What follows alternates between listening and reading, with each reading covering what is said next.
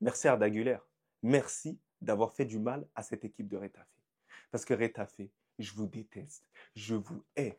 Limite, dans ma conscience, je me suis dit, je déteste plus Retafe que le FC Barcelone. Non, faut pas abuser. Faut pas abuser, les gars. Non, le FC Barcelone, c'est vrai que je déteste ce club-là. Je le hais du plus profond de mon cœur. Mais cette équipe de Retafe, dans le Haram Ball, ils ont réussi à faire pire que l'Atlético de Madrid. Vous imaginez pire que l'Atlético de Madrid. Alors c'est vrai que le Real Madrid, on est en course dans le Haram Ball.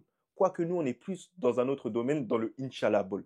Mais je veux plus vous en parler avec plus de détails, plus de saveur, vous le savez très bien. Parce que ce Inshallah Ball, il est incorporé par un monsieur, un grand monsieur quand même du football, du côté du Real Madrid. Mais ça, je vais vous le dire vraiment en fin de vidéo, vous en faites pas, on va en parler tranquillement. Mais cette équipe de Retafe, bah, je vous souhaite la descente. Parce que vous ne méritez rien. Vous êtes des merdes, vous êtes nuls, les gars.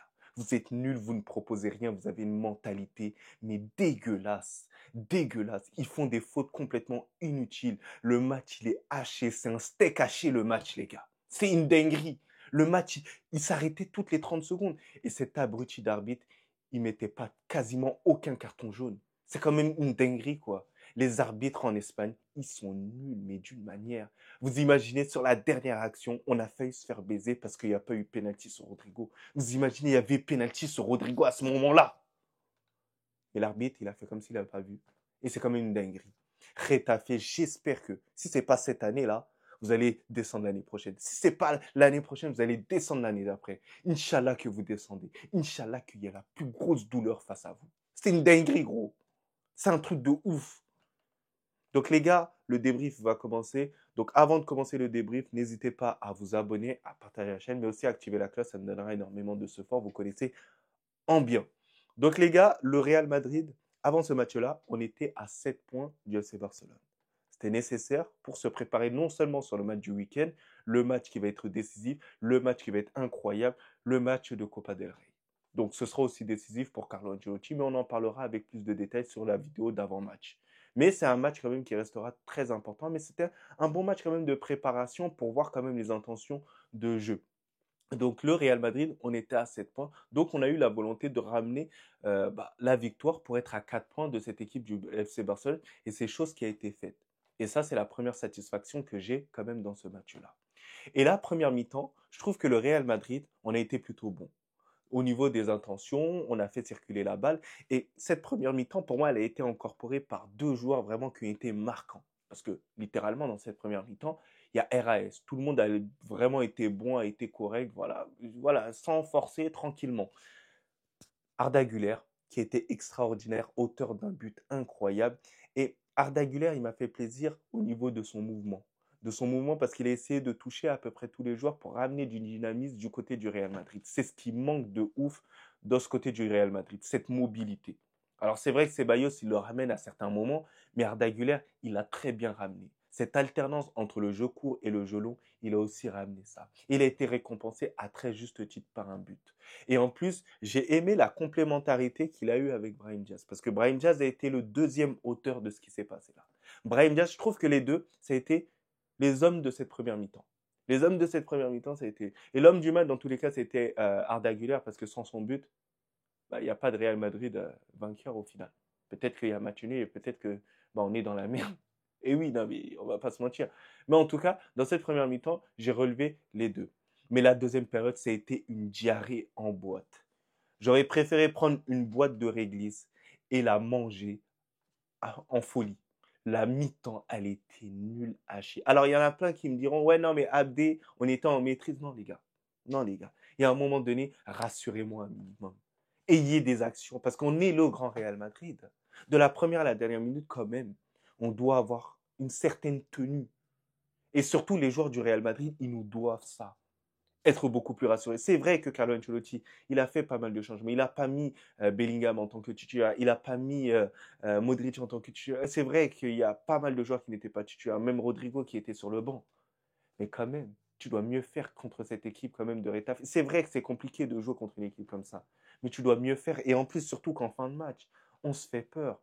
On se fait mais peur, mais de ouf. J'ai stressé jusqu'à la dernière seconde, les gars. Certes, il y a penalty sur Rodrigo et je pense que l'arbitre serait revenu sur le penalty.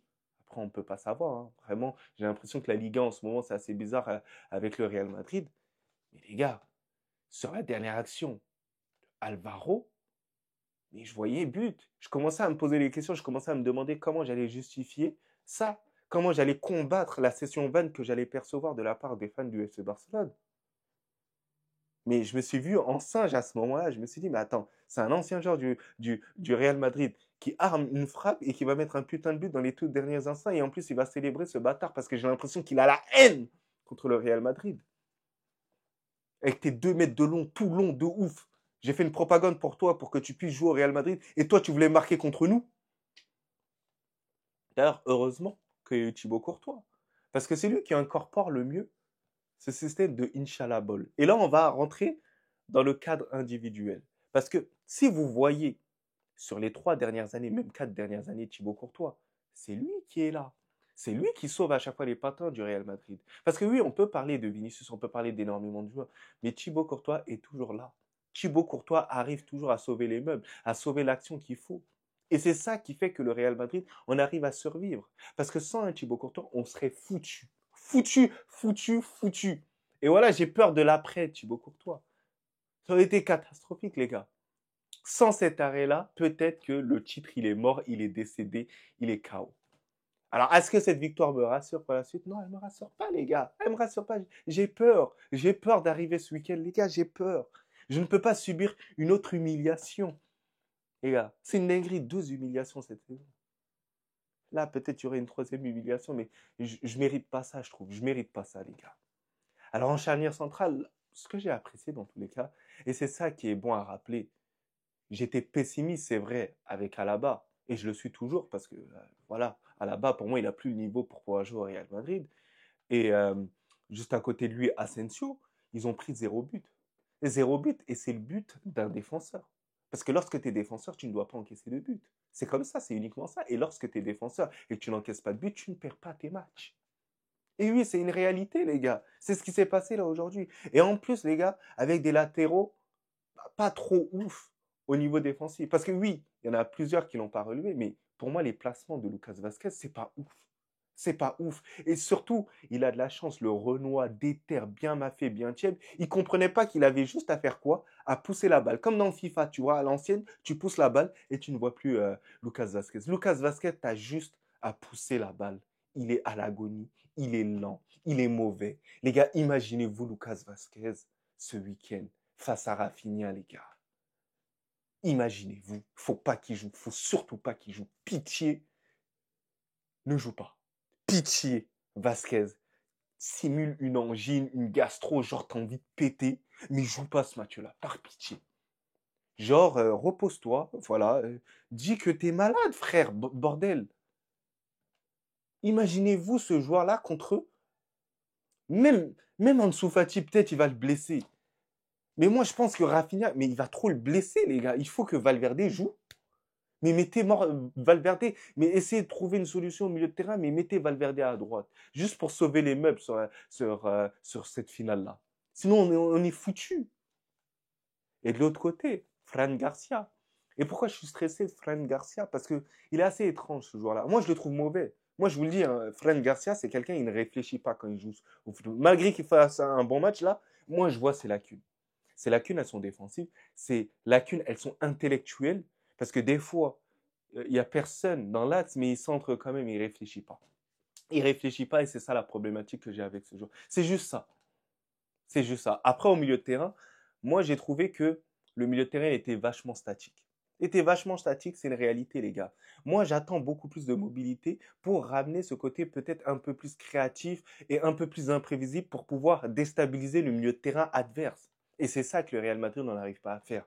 Alors, Arda Güler, il a essayé de le faire, mais en deuxième période, mais c'était statique de ces statiques.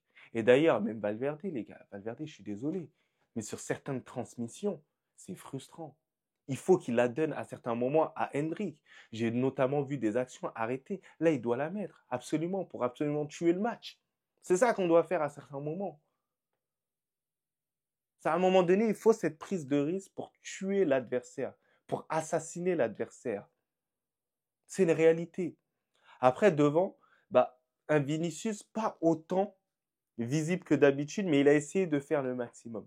C'est pas le match qu'il nous a réalisé la dernière fois, mais j'ai trouvé que Vinicius, quand même, dans ses intentions de jeu, il a essayé, même s'il a été assez esselé dans cette rencontre-là, parce que, bah, au final, Hendrik, il a été muselé un peu par les défenseurs. Les défenseurs, ils ont été durs envers lui, ça l'a fait énormément de fautes, il n'a pas été protégé par l'arbitre, c'est pour ça que tu es un arbitre de merde. Et sache-le, et j'espère que tu sois radié à vie. À vie. L'arbitre, je te regarde. J'espère que tu regardes mon débrief. Hein. C'est une dinguerie, frérot. Waouh! Parce que Hendrik, pas mal de situations, il a été plutôt bon, il a bien combiné. D'ailleurs, il a eu un face-à-face, malheureusement raté. Avec l'Espérance, il devait frapper peut-être un tout petit peu plus fort à ce moment-là. Il devait frapper à ce moment-là plus fort. Mais dans ses intentions de jeu, tu sens que ça reste quand même un champion. Et ça reste quand même quelqu'un de plus intéressant dans ce poste de numéro 9. Donc j'ai trouvé que là, c'était parce que c'était rétafé. Mais j'ai hâte de revoir quand même une association entre lui, Hendrik et Vinicius.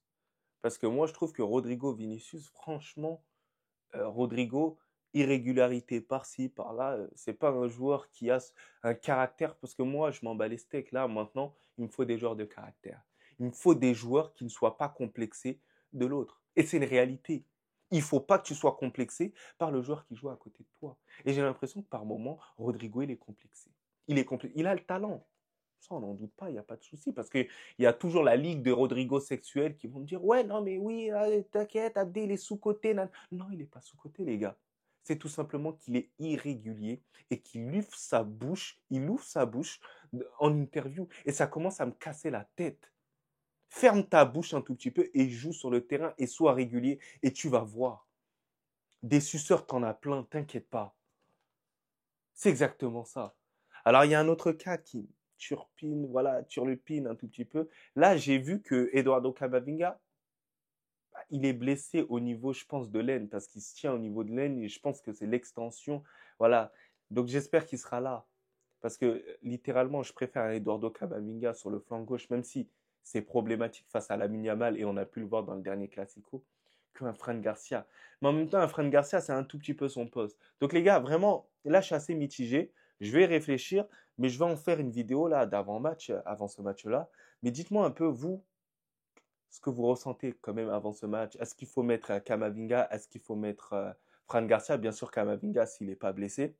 Donc voilà, dites-moi un peu vos préférences et dites-moi un peu vos tops et vos flops là aujourd'hui, bien évidemment. Est-ce que vous êtes corda ou pas avec moi?